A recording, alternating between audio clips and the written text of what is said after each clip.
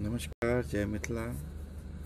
अब एगो नव गीत मैथिली बेवफाई सुना के जय मिथिला।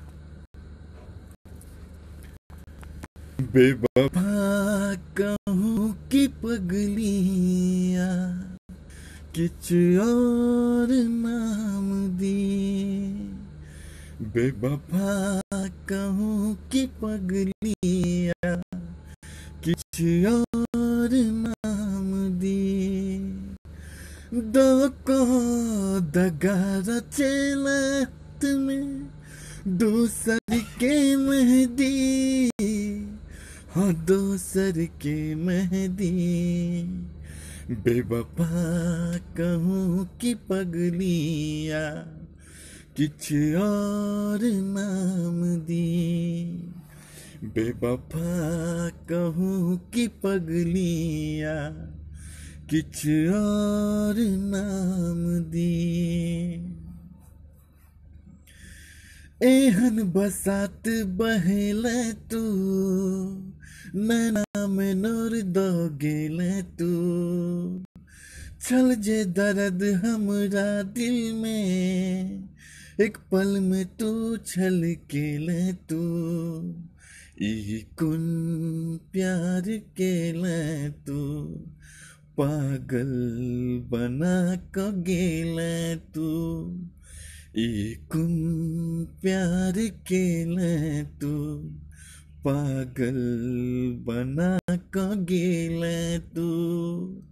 हो सैया दुनिया हमरा पर केहन रोग देले तू। केहन रोग देले तू। तू ही कहे जे जिंदगी तोरा बिन कौन जीवी। तू ही कहे जे जिंदगी तोरा बिन कौन जीवी। बेवफा कहूँ कि पगलिया किछ और नाम दी। बेवफा कहूँ कि पगलिया किछ और नाम दी। दो को दगा रचेले हाथ में दूसर के मेहदी। हाँ, दूसर के मेहदी। बेवफा कहूँ कि पगलिया किछ और नाम दी। बेवफा कहूँ कि पगलिया किछ और नाम दी। चंचल नैना दिखा को तू चोरेला चैन बहका को तू।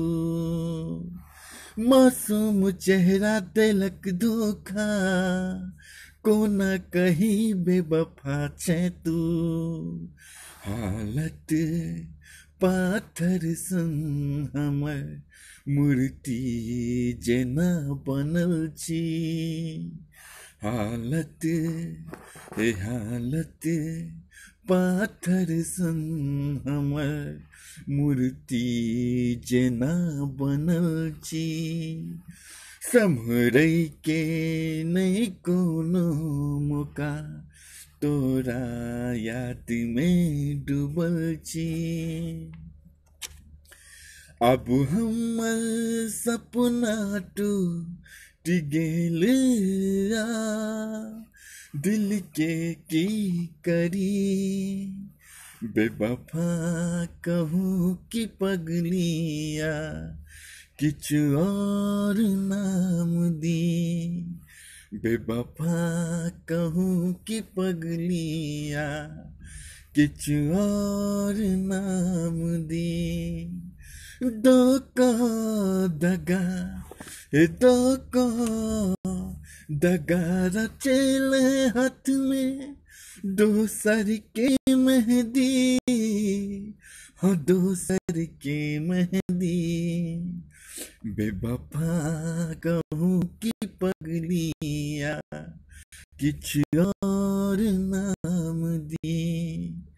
बेवफा कहूँ कि पगलिया किछ और नाम दी, किछ और नाम दी, किछ और नाम दी।